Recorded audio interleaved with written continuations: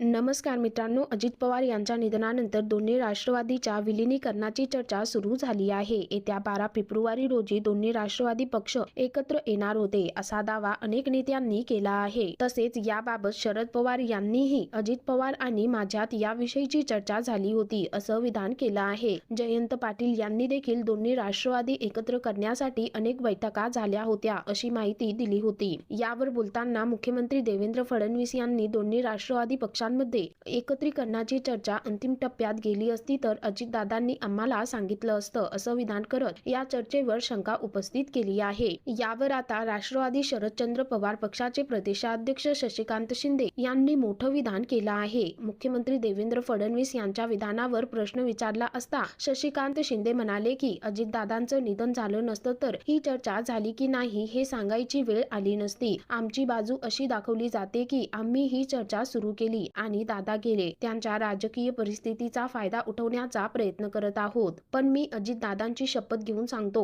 माझं आणि त्यांचं भावनिक नातं आहे. त्यांची शपथ मी खोटी घेणार नाही. ही चर्चा 100% झाली होती. दोन्ही पक्ष एकत्र यावेत ही दादांची इच्छा होती. अजितदादा आणि पवार साहेबांची भेट देखील झाली होती. अजितदादा व पवार साहेबांची भेट देखील झाली होती. त्यानंतर दादांनी पवार साहेबांच्या उपस्थितीत हा निर्णय घ्यायचा आहे असं देखील म्हटले होते.